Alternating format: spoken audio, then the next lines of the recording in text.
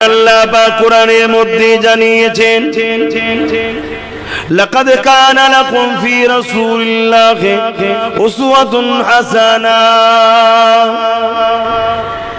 বিশ্বে মানুষ তোমাদের জন্য আমি আল্লাহ মডেল পাঠিয়েছি এবং শুধু মডেল নয় সব থেকে উত্তম ভালো মডেল পাঠিয়েছি উসওয়াতুন মানে হচ্ছে মডেল ওই মডেলটাকে আল্লাহ পাক নিজে জানাচ্ছেন ওই মডেলটা হলো আমার দোস্ত হযরত নবী মুহাম্মদুর রাসূল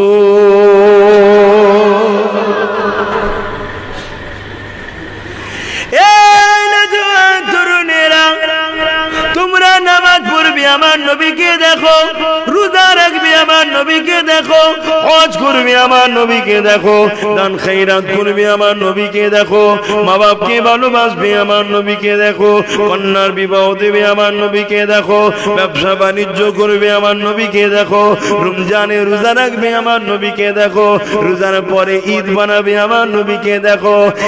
এক কথায় আমরা যেটাই করব নবী যেভাবে করেছে এইভাবে করতে হবে, বাড়ালেও হবে না কমালেও হবে না, কেননা দ্বীন ইসলামে কারো কথা চলবে না। নবী পাক যেটা রেখে গেছে এটাকে মেনে চলতে হবে। আর আমার নবী পাক কি আল্লাহ এত ক্ষমতা দিয়েছে, নবী পাক কিয়ামত পর্যন্ত উম্মতের সমস্যার সমাধান করে দিয়ে গেছে।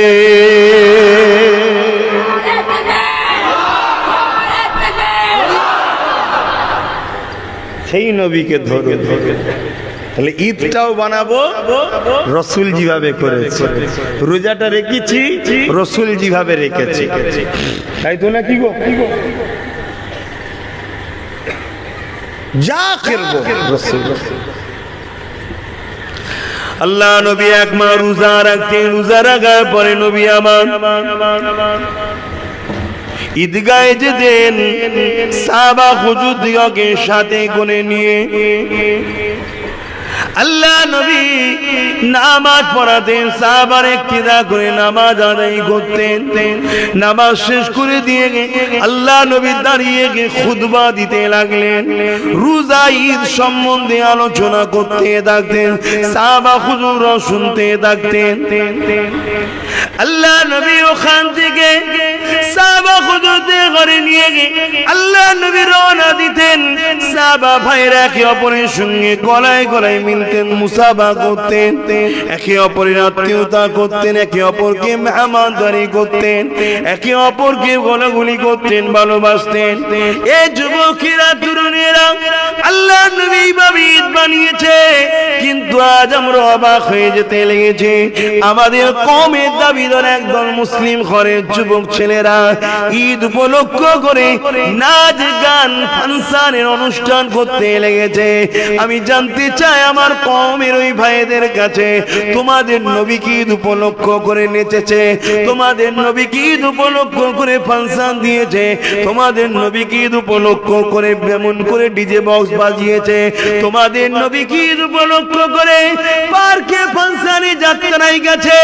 যদি বলো না নাউজুবিল্লাহ করিনি, আমার ভাই হাত জোর করে বলে যায় নবী পাককে কষ্ট দিও না, নবী পাককে কাঁদিও না। যে নবী তামাম জীবনটা তোমার আমার জন্য কেঁদেছে, আজ রওজা মুবারকে কাঁদতেছে। যে নবী আমাকে তোমাকে ইনসাফ শিখিয়েছে, ইনসানিয়াত শিখিয়েছে, মা বাপের মর্যাদা করা শিখিয়েছে, মা বাপের অন্তরে ছেলেদের ভালোবাসা শিখিয়েছে, সন্তানের মায়া মমতা শিখিয়েছে, যে নবী আমার দুনিয়া জমিনে বাঁচার রাস্তা দেখিয়েছে, ভাই ভাই খুনোখুনি করতাম, নবী আমার মানবতাকে শিখিয়েছে, প্রেম ভালোবাসা শিখিয়েছে, সেই নবী পাকের কষ্টের ইসলামকে ঈদ নাম দিয়ে গান বাজনা করে বিশ্বের জমিনে আমার নবীর ইসলামকে দাগ লাগাবেন না। মনে রাখবেন, তওবা করে নেন, গুনাহ করলে মাফ হয়, ইসলামের ক্ষতি করলে কিন্তু মাফ নাই। গুনাহ করলে কিন্তু মাফ আছে। অন্য সময় ছেলেরা একটু গান শুনে ফেলেছে, গুনাহ এটা গুনাহ, এর মাপ আছে। কিন্তু ঈদ উপলক্ষ করে, চাঁদ রাত উপলক্ষ করে, ঈদ উপলক্ষ করে খেলা, হাঁটুর উপরে কাপড় তোলা হারাম ইসলামে। ফুটবল খেলা জায়েজ নয়, বুঝুন। তাই বলবো, এমন কোন কাজ করো না আমার যুবকরা যে কাজটাতে তোমার নবী দিনের গায়ে দাগ লাগবে, এই কাজটা করো না। কেননা অনেকটা কষ্ট করার পরে পৃথিবীর জমিনে এই সমাজ এসেছে। কেননা ১৫০০ বছর আগের ইতিহাস যদি দেখা যায়, এই পৃথিবীর জমিনে নারীদের কোনো অধিকার ছিল না, এই পৃথিবীর জমিনে মায়েদের কোনো মর্যাদা ছিল না, এই পৃথিবীর জমিনে বাপেদের কোনো সম্মান ছিল না, এই পৃথিবীর জমিনে গরিবদের কোনো অধিকার ছিল না। এই পৃথিবী তো পৃথিবী ছিল, কিন্তু মানুষ কোনো পশুর খসলত চলে এসেছিল। এই পৃথিবী জঙ্গল রাজ হয়ে গিয়েছিল, এই পৃথিবীতে অশান্তির দাবানল চলে গিয়েছিল, এই পৃথিবীতে এমন কোন অরাজকতা, অন্যায়, অশান্তির দাবানল চলে উঠেছিল। এ যুবকেরা, তরুণের বাপেরা, ওই আমিন আল্লাহর, আব্দুল্লাহ হুজুরেল্লাহ, আমার নূরের নবী, দয়ার নবী অনেক কষ্ট করার পরে এই পৃথিবীর জমিনকে ইনসাফ দিয়েছে। এই পৃথিবীর মানুষগুলোকে ইনসানিয়াত শিখিয়েছে, এই পৃথিবীর মানুষগুলোকে সাম্য শিখিয়েছে, এই পৃথিবীর মানুষগুলোকে মানব বন্ধন শিখিয়েছে, এই পৃথিবীর মানুষগুলোকে নারীর মর্যাদা শিখিয়েছে। আজ বড় দুঃখ লাগে, মুসলমান ঘরের মেয়েরা ঈদ করে নিয়ে তারা সেজে গুজে বিভিন্ন পর পুরুষের সঙ্গে বিভিন্ন পার্কে চলে যেতে লেগেছে। বাপ হিসাবে কখনো কি আপনি জিজ্ঞাসা করেছেন বেটি কোথায় গিয়েছিল? আপনি কি জানেন আপনার বেটি কোথায় যায়, কি করতে লেগেছে? আমার আব্বা জান শুনে রেখে দেন, কিয়ামতের দিনে আল্লাহ যখন আপনাকে জিজ্ঞাসা করবে তুই কি করেছিস বল, আপনি হয়তো আপনার ক্লিয়ারটা করে দেবেন। নামাজ হ্যাঁ রয়েছে, রোজা হ্যাঁ রয়েছে, দান হ্যাঁ রয়েছে, যাকাত হ্যাঁ রয়েছে, জুলুম করিসনি না করিনি, মিথ্যা বলিসনি না বলিনি, সব আপনার কমপ্লিট। আল্লাহ জান্নাত যায়, আল্লাহ বলবে না যেতে পারবি না। কেননা কি করে যেতে পারবি না? ওই সময় মেয়ে পাশে দাঁড়িয়ে যাবে, ও রব্বি আল্লাহ, আজ যে আমি জাহান্নামী হয়ে গেছি, এই বাপের কারণে জাহান্নামী হয়েছি। আমার বাপ যদি আমাকে ছোটবেলা থেকে শালীনতার যদি ড্রেসটা পরাতো, ভদ্রতার যদি জামা পরাতো, ছোটবেলা থেকে যদি আমাকে ঢেকে ঢুকে বড় করতো, তাহলে বড় বলে আমার ওই স্টাইলটাই রয়ে যেত, ওই অভ্যাসটাই রয়ে যেত। ছোটবেলা থেকে আমাকে কাটা কাটা জামা পরিয়েছে, ছোট ছোট জামা পরিয়েছে, টিভি দেখিয়েছে, পার্কে নিয়ে গেছে, মেলায় নিয়ে গেছে, বিভিন্ন জায়গায় নিয়ে গেছে। ওই মেন্টালিটি ছোটবেলা থেকে তৈরি হয়েছে। আজ আমি বড় হয়ে যখন রাত্রিরে ঘরে ঢুকতাম, বাপ আমাকে কখনো ডাঁটতো না। আজ আমি যখন বন্ধুদের সাথে স্কুল থেকে ঘুরতে চলে যেতাম, বাপ আমাকে কখনো ডিস্টার্ব করতো না। আমি যখন অন্য ধর্মের স্কুলের অনুষ্ঠানে তাদের মতো শাড়ি পরে সেজে যখন যেতাম, বাপ আমাকে কোনোদিন রুখতো না। আমার আল্লাহ, আজ আমি জাহান্নামে যাওয়ার পিছনে আমার গার্জেনটা দোষী রয়েছে, অতএব একে ছাড়বেন না, একে আমার সঙ্গে জাহান্নামে দিয়ে। আমার আব্বা জান, আমি আমার দাদুর গল্প শোনাতে আসিনি, আমি আমার নবীর নূরের জবানে হাদিস শোনাচ্ছি। এই পৃথিবী আপনাকে অনেক কিছু বলবে, মডার্নের নামে শয়তান বানাতে লেগেছে, সভ্যতার নামে জাহান্নামী বানাতে লেগেছে, এমন করে শান্তির নামে আপনাকে ধ্বংস করতে লেগেছে। এই ফিরে আসুন, জিন্দেগিতে একজনকেই রাখো, তিনি হলেন অন্য কেউ নয়, আমিন আল্লাহ মদিনাওয়ালাকে হৃদয়ে জায়গা দেয়।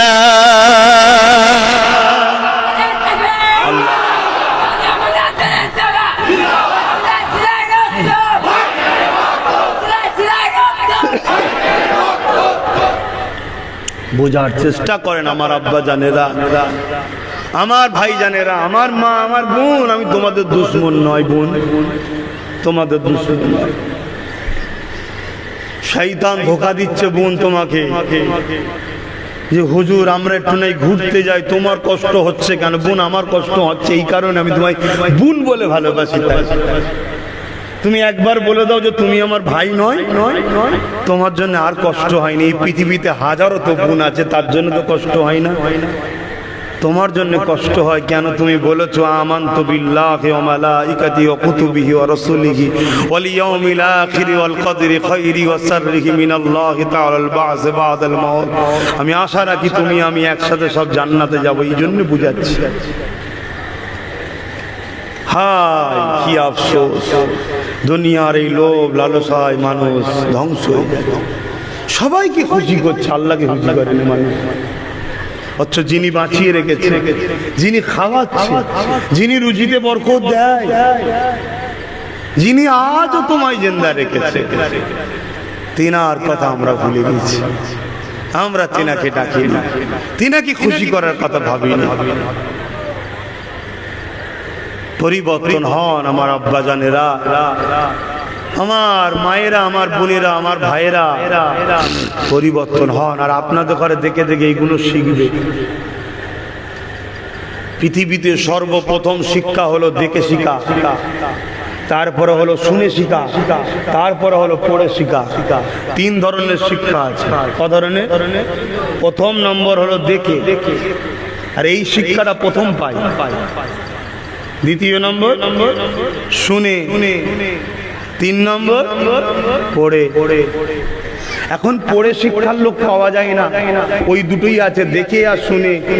শোনাতেও গন্ডগোল, দেখাতেও গন্ডগোল, তাহলে ছেলেগুলো ভালো হবে কি করে? আর এগুলো যদি ভালো না হয় কবরে গিয়ে আমরাও তো শান্তি নাই।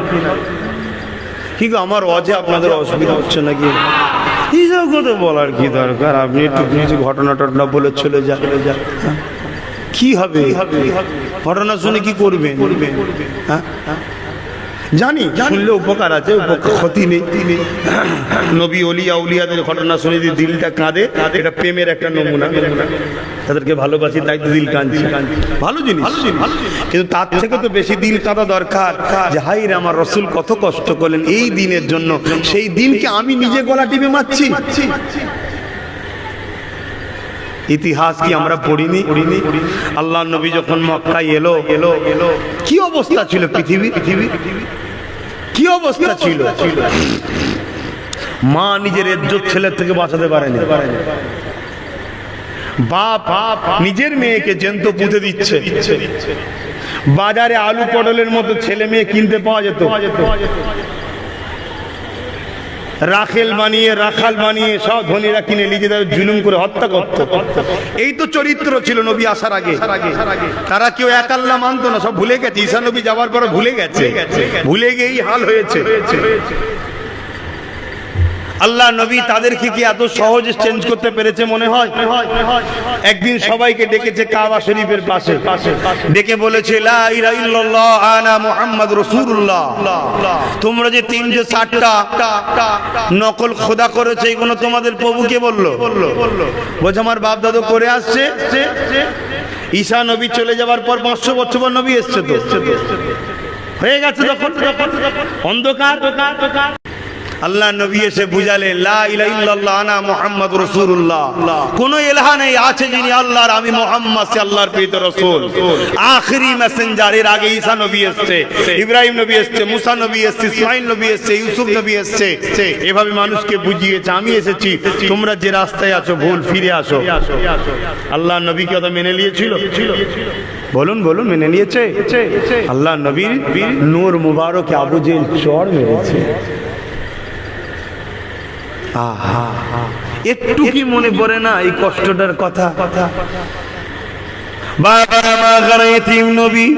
চোখের পানি ফেলতে ফেলতে ঘরে যে কাঁদতে লেগেছে।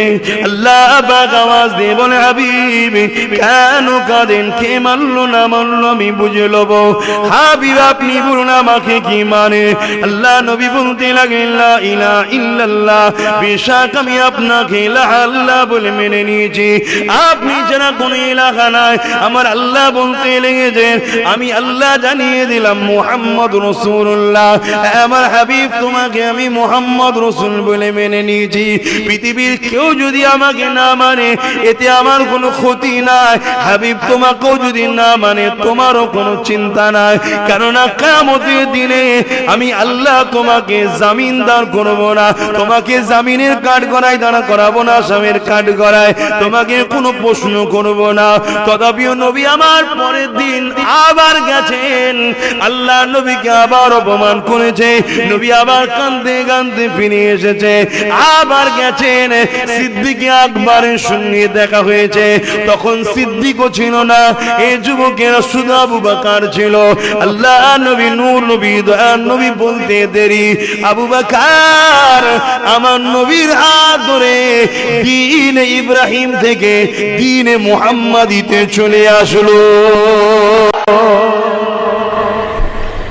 এত সহজে হয়নি।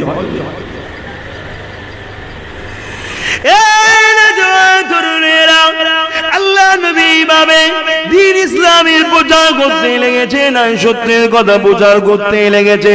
এখানে একটা কথা বলে দিই, অনেকে ইসলাম সম্বন্ধে মানে বোঝে না। অনেকে মনে করে ইসলাম মানে মাথায় শুধু টুপি দেওয়া, ইসলাম মানে মুখে শুধু দাড়ি রাখা, ইসলাম মানে শুধু 5 ওয়াক্ত নামাজ পড়া, ইসলাম মানে শুধু এমন করে মসজিদ বানানো, ইসলাম মানে শুধু রোজা রাখা, ইসলাম মানে পয়সা খরচ করে শুধু কাবাতে ঘুরে আসা। না না, এখনো যেমন ইসলাম, ইসলাম মানে কোনো সভ্যতা, ইসলাম মানে কোনো ইনসাফ, ইসলাম মানে হলো ইনসানিয়াত। যেখানে ইনসানিয়াত নাই বা যার মধ্যে ইনসানিয়াত নাই তার মধ্যে ইসলাম নাই। ইসলাম মানে হলো মানবতা, ইসলাম মানে মানব বন্ধন, ইসলাম মানে প্রেম, ইসলাম মানে ভালোবাসা, ইসলাম মানে নারীর অধিকার, ইসলাম মানে স্বামীর সম্মান, ইসলাম মানে স্ত্রী ভালোবাসা, ইসলাম মানে মা বাপের সম্মান, ইসলাম মানে ক্ষুধার্ত মানুষকে খানা খাওয়ানো, ইসলাম মানে বস্ত্রহীনকে বস্ত্র দেয়া, ইসলাম মানে তোমার মাতৃভূমি তোমার রাষ্ট্রকে ভালোবাসা। তাই আমরা হুজুররা যখন দেশ নিয়ে কথা বলি আবার একদল মানুষের সমস্যা হয়, তো যাক ওদিকে আজকে বলবো না, ও বলার জায়গায় যে বলবো, আজকে বলবো না, আজকে যেটা বলছি সেটা শুনলাম। আমার রাসূল পাক সাল্লাল্লাহু আলাইহি ওয়াসাল্লাম তিনি এভাবে মানুষকে শান্তি, ন্যায়, সত্য, ইনসাফের দিকে আনছে। কেউ আসতে চায়? 39 জন হয়েছে। কতজন? 39 জন। আর হচ্ছে না। এর মধ্যে অনেক ঘটনা ঘটেছে। কাবার জমিনে অচৈতন্য করে দিয়েছে, রাসূলুল্লাহর উপরে আঘাত দিয়ে অনেক কিছু ঘটেছে। রাসূল পাক পাহাড়ে গিয়ে ওখান থেকে রাত্রিরে গোপনে গোপনে মানুষের বাড়ি বাড়ি গেছে, গাছের পাতা ফলমূল খেয়ে জীবন ধারণ করেছে। হে আমার যুবক, আল্লাহ ছাড় দিয়েছে বলে ভুলে যেও না, আল্লাহ ছেড়ে কিন্তু দেবে না। অনেক কষ্ট করেছে নবী, অসুবিধা হচ্ছে, গরম হচ্ছে, এমনও দিন গেছে আল্লাহ নবী নবীর পাক আহলিয়া আমাদের আম্মা জান খাদিজাতুল কুবরা হুজুর পাহাড়ের উপরে উঠে উঠে রাসূলকে খাবার দিয়েছে, নুকিয়ে নুকিয়ে। কত কঠিন দিন গেছে। আমাদের ছেলেদের উপরে সামান্য ঝড় ঝাপটা এলে ছেলেদের সব মন খারাপ। অত সহজ নয় বাপ, সত্যকে হককে জয় করা অত সহজ নয়। আল্লাহ নবী এত কষ্ট করে দিনের প্রচার করেছে, 39 থেকে আর বাড়ছে না। কিন্তু এই 39 জন হওয়াটাকে তৎকালীন মক্কা সন্ত্রাস আবু জেহেল, উতবা, সাইবা, আবু লাহাব, আবু সুফিয়ান, এদের কিন্তু সহ্য হচ্ছে না। রে মুহাম্মদ রাসূলের দিকে 39 জন চলে গেছে, তারাও জানে রাসূল সত্য, তারপর আমার নবী সম্বন্ধে মিথ্যা মিথ্যা কথা বলতো। আজও কিছু মানুষ জানে যে আব্বাস সিদ্দিকী ঠিকই বলছে, তারপরও আমার সম্বন্ধে মিথ্যা কথা বলে শুধুমাত্র দল করার জন্য, শুধু গুলোচ্ছে। হায় রে আফসোস, আল্লাহ হিদায়াত করকে ছাড়া কি বলতে পারি। আল্লাহ নবী, নূর নবী, দয়ার নবী দিন দুনিয়ার বাদশাহ হাবিবুল্লাহকে রুখার জন্য তৎকালীন সময়ে কে রুখবে মিটিং ডেকেছে। আবু জেহেল এসে বলছে যে রাসূলকে রুখবে তাকে অনেক পুরস্কার দেওয়া হবে, অনেক সম্মানিত করা হবে। তৎকালীন সময় একটা যুবক ছিল যার নাম হলো উমার। তার নাম শুনলে শুধু মক্কা নয়, কয়েক এলাকার মানুষ ভয়ে কাঁপত। এত পাওয়ারফুল ছিল, এত পাওয়ারফুল, এত শক্তিশালী ছিলেন হযরত উমর। তিনি বললেন ঠিক আছে আমি যাচ্ছি। অনেক বড় কথা আপনারা জানেন। তো রওনা দিয়েছে। আর আল্লাহ পাক বলছে উমর তুমি যাও, তাড়াতাড়ি যাও। আর উমর বলে গেছে আমি কথা দিচ্ছি তোমরা সম্পদ রেডি করো, মুহাম্মদ রাসূল আর দুনিয়ায় থাকবে না। নাউজুবিল্লাহ। 39 থেকে 40 আর হতে দেব না। আর আমার আল্লাহ বলছে উমর তাড়াতাড়ি যা, আমি আল্লাহ তোকেই তো 40 বানাবো। জোরে বলুন সুবহানাল্লাহ। আল্লাহর কুদরত বোঝে কে? আমাদের দায়িত্ব বলা কোন যুবক কি পরিবর্তন কখন হয়ে যাবে, কার দ্বারা কি দিনের কাজ আল্লাহ করিয়ে নেবে আল্লাহই জানে। দেখা যাবে এর মধ্যে থেকে একটা যুবক ছেলেকে আল্লাহ এত ভালোবেসে নিল, তার দ্বারা এত মহান কাজ আল্লাহ করিয়ে দিল, আমাদের হয়তো হতে পারে। আল্লাহ কার দ্বারাই করবে কে জানে। কিন্তু যে ভালো কাজ দেখায় আর যে ভালো কাজ করে, ভালো কাজ করনেওয়ালা যখন করবে দেখানেওয়ালাও সওয়াব পাবে, কিন্তু করনেওয়ালা সওয়াব থেকে কাটা যাবে না। এজন্য ভালো কাজ বলতে হয়, ভালো কাজ করতে হয়। এইভাবে রাসূল পাক সাল্লাল্লাহু আলাইহি সাল্লাম উমর ফারুক আসার পরে আযান প্রকাশ্য কাবার সামনে কলেমার আওয়াজের ঘোষণা দিতে পেরেছিল। জোরে বলুন সুবহানাল্লাহ। তথাপিও জালিমদের জুলুম কিন্তু কমে না। আল্লাহ নবীর উপরে অত্যাচারের সীমা আস্তে আস্তে বাড়াতে লাগলো। তারা নানান রকম চক্রান্ত করতে লাগলো। এ যুবকেরা, তরুণেরা, বাপেরা, এ আমার আল্লাহ পাক ইজাজত দিয়ে দিলেন, হুকুম করে দিলেন, এ আমার হাবিব আপনি মক্কা থেকে কিছুদিনের জন্য হিজরত করে আপনি চলে যান। আমার নবী পাক হিজরত করেছিলেন ইয়াসরিবে। সাহাবারা জিজ্ঞাসা করেছিলেন ইয়া রাসূলুল্লাহ হাবিবাল্লাহ আপনি মক্কা থেকে হিজরত অন্য জায়গাতে করতে পারতেন, আপনি মিশরে যেতে পারতেন। মুসা নবীর এলাকা সেটা অনেক উন্নত, শিক্ষা, কারবার, ব্যবসা, বাণিজ্য সব দিক থেকে মিশর উন্নত, সেখানে আপনি কেন গেলেন না? ইয়া রাসূলুল্লাহ হাবিবাল্লাহ আপনি কেন ইয়াসরিবকে বেছে নিলেন? অর্থাৎ ইয়াসরিব এমন একটা জায়গা ছিল যেখানে মানুষ যেত না, বসবাস করতো না, খুবই কম মানুষের বসবাস ছিল, কোনো উন্নয়ন ছিল না, কোনো আলো ছিল না, বিমার হয়ে মানুষ মারা যেত, কোনো রকম সুযোগ সুবিধা ছিল না। আল্লাহ নবী বলেছিলেন আমার সাহাবারা, আমার নবী আল্লাহ আমাকে পাঠিয়েছে একটা কাজ করতে, সমস্ত মানুষগুলোকে অন্ধকার থেকে আলোতে আনার জন্য, যাদের কেউ নেই তাদেরকে উঠিয়ে নিয়ে আসার জন্যই তো নবী পছন্দ করেছে। আল্লাহ নবী সেই ইয়াসরিব আজ হয়ে গেছে মদিনা শরীফ, পৃথিবীর জমিনে সর্বদিক থেকে নাম্বার 1 যদি কোন শহরকে বলা হয়, মক্কা থেকেও নিরাপদ, সৌন্দর্য, সর্বদিক থেকে শান্তি শহর, ওই শহরটার নাম হলো মদিনা শরীফ। মক্কা থেকেও মানতে পারছেন তো নাকি? না টেনশনে পড়ে যাচ্ছে? না বন্ধু, মক্কায় আল্লাহর ঘর আছে, মদিনায় আল্লাহর দোস্ত আছে। জোরে বলুন সুবহানাল্লাহ।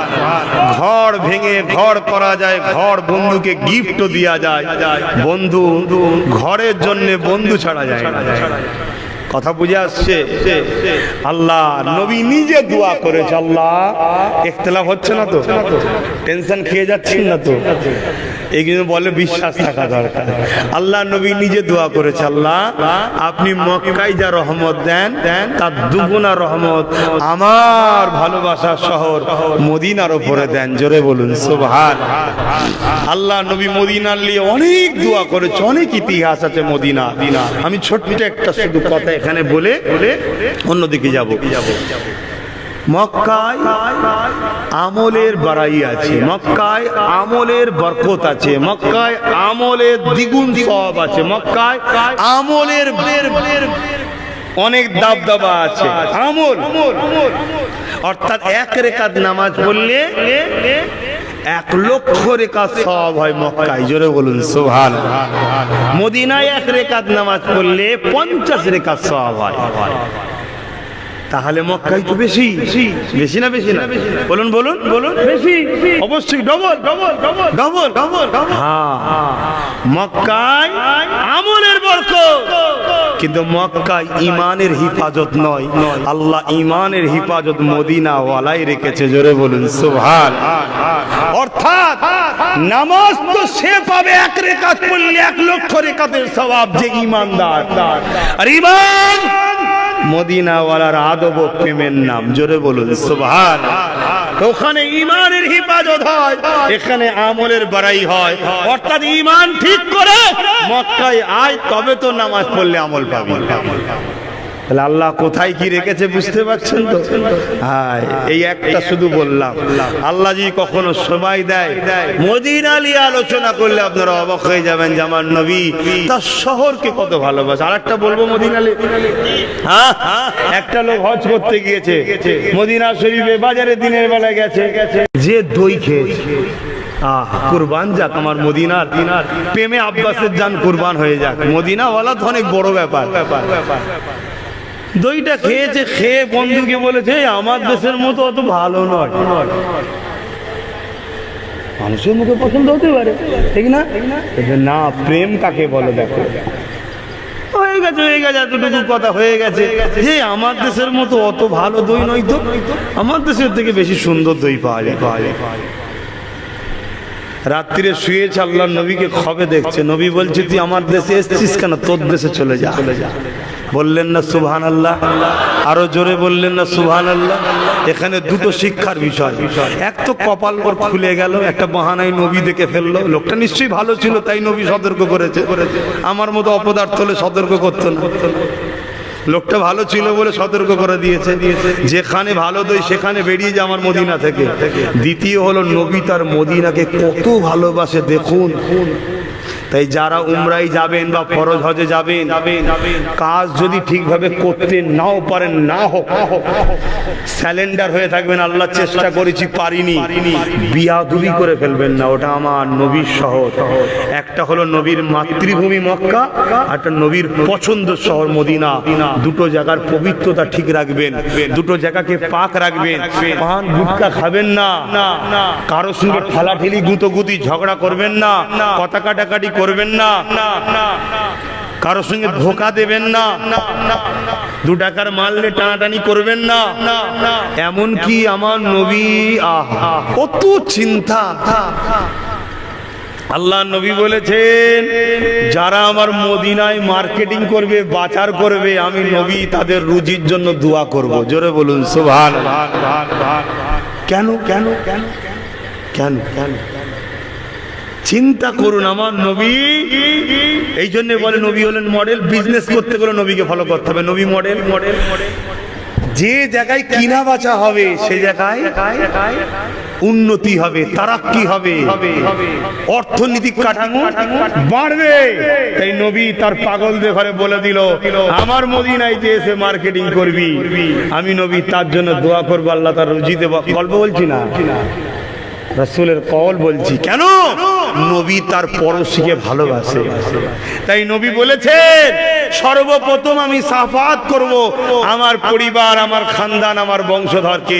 আলহামদুলিল্লাহ, দয়া করে আল্লাহ সেই নবীর বংশের একজন সদস্য করেছে। নবী সর্বপ্রথম সাফাত করবে তার বংশধরদের ঘরে, তার আহালদের ঘরে। এখন কেউ যদি বলে আহাল বলতে হাসান হোসেন খাতুনে জান্নাত, হাসান হোসেন খাতুনে জান্নাতে সাফাত করতে লাগবে। কথা বলুন, আপনাদের আকীদা কি বলুন? সাফাত করতে লাগবে? কিয়ামত দিন আল্লাহ যখন ফাতেমা জাহরাকে ডাকবে, কই আমার খাতুনে জান্নাত আসো, ফাতেমা জাহরা এসে প্রথমেই বলবে আল্লাহ আমার অবজেকশন আছে আপনার কাছে। কি? আমার লালকে কারবালাতে কেন তারা কতল করেছিল? আল্লাহ আল্লাহ আমার হোসাইন কি দোষ করেছে? আমার হোসাইন তো কখনো কাউকে আঘাত দেয়নি, কেন আমার বাচ্চাকে কুরবানি করেছিল? এর বিচার চাই। আমার আমার আল্লাহ বলবে মুহাম্মদ হাবিব তোমার বেটি কি বিচার দিচ্ছে দেখো। আমার রাসূল খাতুনে জান্নাতকে বলবে মা তুমি যাও জান্নাতে, আমি তোমার বাচ্চার বিচার করব। জোরে বলুন সুবহানাল্লাহ। বিচার বলতে আল্লাহর সঙ্গে বিচারটা করিয়ে নেব, কথা বুঝছেন না? তখন ফেরেশতা ঘোষণা দেবে, এ আহলে মাশর সবাই মাথা হাত করো, জান্নাতি সরদারিনী খাতুনে জান্নাত যাচ্ছে। জোরে বলুন সুবহানাল্লাহ। এই ফাতেমার জন্য রাসূলকে শাফাত করতে লাগবে। ফাতেমাকে তো দেখিয়ে রাসূল কোটি কোটি ফাতেমা নামের মেয়েগুলোকে জান্নাতে নিয়ে যাবে। জোরে বলুন সুবহানাল্লাহ। নবী তার খানদানের বাচ্চাদের ঘরে শাফাত করবে। এই আমাদের মতো আশা রেখে বসে আছি, আমি তো গুনাহগার, কিন্তু আল্লাহ তকদির বড় করেছে, কুরাইশ বংশে জন্ম দিয়েছে ইমানদার। বেঈমান হলে কোনো চান্স নেই বাবা। আবার বলে দিচ্ছে, এই জায়গাটা মাথায় রাখবেন, সর্বপ্রথম শর্ত হলো ঈমান। সর্বপ্রথম শর্ত ঈমান। আর ঈমান নামাজের নাম নয়, রোজার নাম নয়, হজের নাম নয়, টুপির নাম নয়, দাড়ির নাম নয়, এগুলো সব ঈমানের মধ্যে। ঈমান হলো আমিনার লালকে প্রেম ও আদব করার নাম। জোরে বলুন সুবহানাল্লাহ। একটু জোরে বলা যাবে? আরো চিৎকার দিয়ে বলুন সুবহানাল্লাহ। কারা আমার এই কথা মেনে নিয়েছেন হাত তুলে বলুন মারহাবা। নারী দিবে, নারী দিবে। যদি এই কথায় কারো ইখতিলাফ থাকে, আমি আপনাকে বলবো জলদি করে আপনি কালেমা রদ্দ কবুর পড়ুন, কিতাব নিজে পড়ুন, ভালো করে দেখুন ঈমান কাকে বলে। আল্লাহ নবী বলেছেন আলেমদের মধ্যে দুটো দল হবে। কটা? জোরে বলুন। দুটো। আল্লাহ নবী বলেছেন জমিনের উপরে আসমানের নিচে আখরি জামানায় সবথেকে নিকৃষ্ট হবে কারা? মাতালরা, চোরেরা, সুদখোরেরা। জোরে বলুন। আল্লাহ নবী বলেছেন এক শ্রেণীর আলেমরা। কারা? এক শ্রেণীর আলেমরা জমিনের উপরে আসমানের নিচে সব থেকে নিকৃষ্ট হবে। আবার সর্বপ্রথম জান্নাতে যাবে কারা? জোরে বলুন। আলেমরা। তাহলে আলেম ছাড়া চলা যাবে? শুধু এটা নয়, কিয়ামতের দিনে আল্লাহ পাক আলেমদের করে বলতে লাগবে, এ আমার আলেম বান্দারা, ময়দানে মাশরে কেন এই কঠিন নদী তোমরা দাঁড়িয়ে আসো? আমি আল্লাহ তোমাদের ঘরে দুনিয়া জমিনে ইলম দিয়েছিলাম, জ্ঞান দিয়েছিলাম, তোমরা আমার জন্য দুনিয়া জমিনে কথা বলেছিলে, হক নাই কথা বলেছিলে, কোরআনের আয়াত অনুযায়ী তোমরা কথা বলেছিলে। কুনতুম খায়রা উম্মাতিন উখরিজাত লিন-নাস তা'মুরুনা বিল মারুফ ওয়া তানহাউনা আনিল মুনকার। ভালো কাজ করেছিলে, ভালোর পক্ষে মানুষকে বুঝিয়েছিলে, অন্যায় করনি, অন্যায়ের বিরোধী করেছিলে। এ আলেম বান্দারা, দুনিয়ায় তোমাদেরকে অনেকে অনেক কিছু বলেছিল, অনেকে টিটকিরি করেছিল, অনেকে ছোট বড় কথা বলেছিল, তথাপিও তোমরা আমার খুশির জন্য কথা বলে গিয়েছিলে। যাও আজকে দিনে আমি আল্লাহ তোমাদেরকে বেহিসাব জান্নাতি বানিয়ে দিলাম। ওই আলেমরা যখন জান্নাতে যেতে লাগবে, ওই সময় একদল মানুষ তাদেরকে দাঁড় করিয়ে দেবে। আপনারা কি আমাদেরকে চিনতে পারছেন? না, চিনতে পারিনি।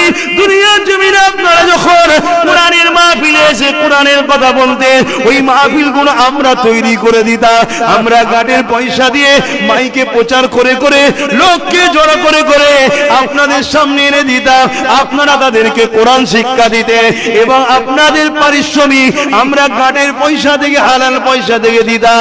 আমি যখন আপনি আসতেন আমার বাড়িতে গিয়ে আমার মা বা স্ত্রীকে বলতাম মাথায় কাপড় দিয়ে উঁচু করে পাক পবিত্র ভাবে রান্না করবে, কারণ আজকে মাওলানা সাহেব, আলেম সাহেব, ইমাম সাহেব, হুজুর সাহেব আমার বাড়িতে খাবে। কেন? আপনাকে সম্মান করতাম, আপনাদের ঘরে তাকওয়া পরেজগারের জন্য করতাম। কিন্তু আজ আপনি চিনতে না পারলো, আমরা চিনতে পেরেছি। আর আপনারা ওয়াজ করতে করতে বলতেন আল মারউ মা মান হাব্বা, দুনিয়ায় যে যাকে ভালোবাসবে তার সঙ্গে জান্নাতে যাবে। আজ আমরা আপনাকে ভালোবেসেছি, আপনি কেন একা জান্নাতে যাবেন? নবীর হাদিস তো মিথ্যা হতে পারে না। আলেমরা বলবে সাদ্দাকতা, সত্য বলছো। তারা ফিরে যাবে, আল্লাহ পাক বলবে আমার আলেম বান্দারে কি হয়েছে, কেন তোমরা ফিরে আসছো? আল্লাহ সবই জানে, এটা ঘটেনি ঘটবে, যদি না বলে দিত বলতাম কি করে? ওই সময় আলেম বান্দারা বলবে, ও রাব্বি আল্লাহ, দুনিয়ায় যেন আমাদেরকে ভালোবেসেছিল, তোমার দিনের কাজে আমাদেরকে সহযোগিতা করেছিল, আমাদেরকে পিয়ার করেছিল, তাদেরকে আমাদের সাথে জান্নাতে দিয়ে শুনে রেখে যান, নবী আমার জানিয়ে দিল এমন লোককে আল্লাহ আলেমের সঙ্গে জান্নাতি করে দেবে, যারা কোনো একদিন আলেমের সাথে এক দস্তখানে বসে খানা খেয়েছে। এই রকম লোককে আলেমের সাথে আল্লাহ জান্নাতি বানিয়ে দেবে। আরো জোরে বলুন সুবহান আল্লাহ। আলেম, এটা কোন আলেম? যে আল্লাহর দরবারে আলেম, মানুষের কাছে আলেম না, আল্লাহর কাছে আলেম। তার মানে কথা বলেছে আল্লাহর জন্য, বন্ধুত্ব করেছে আল্লাহর জন্য, ঝগড়া করেছে আল্লাহর জন্য, লড়াই করেছে আল্লাহর জন্য, যা করেছে আল্লাহর জন্য, তারা হলো আলেম। ইফতার মাহফিলে, ইফতার পার্টিতে গিয়ে টুপিটা অপমান হচ্ছে মেয়ে ছেলের মাথায়, উনি ঘুম করে শুধু খেয়ে চলে এলো, ওর নাম আলেম না? এই জন্য আমি খুব কঠোর ভাই। কথা কি খারাপ লাগছে নাকি? হ্যাঁ, খারাপ লাগছে। তাহলে এই জায়গায় ছোট করি, আল্লাহুম্মা সাল্লি আলা সাইয়্যিদিনা মাওলানা মুহাম্মদ ওয়া আলা আলিহি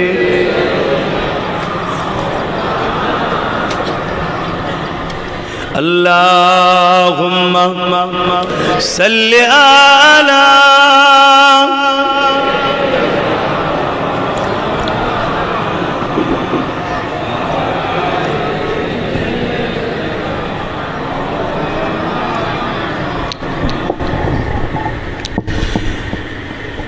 দিনের নবী মুস্তাফা মোর মুহাম্মদ রাসূল,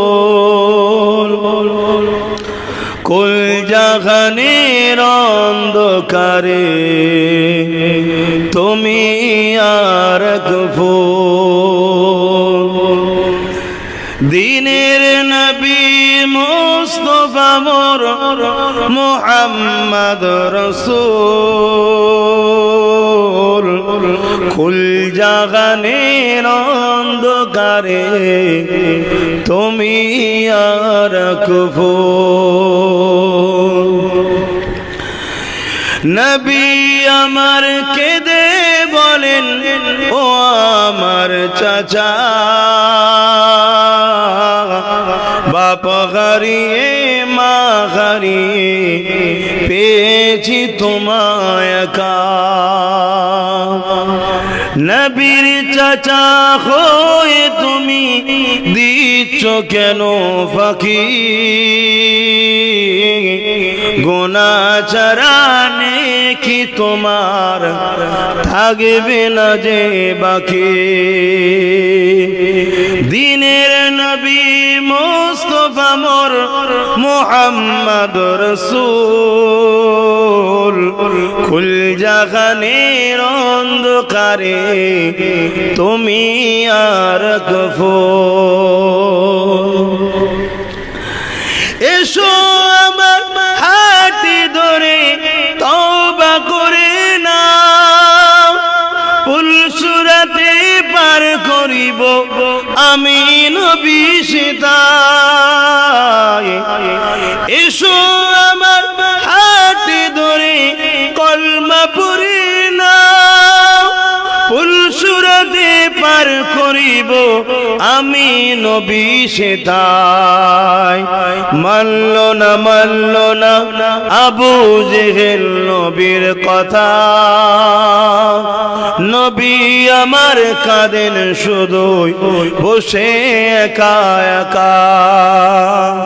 দিনের নবী মুস্তাফা মোর মুহাম্মদ রাসূল, কুল জাহানের অন্ধকারে তুমি আর ফুল। আল্লাহ আল্লাহুম্মা সাল্লি আলা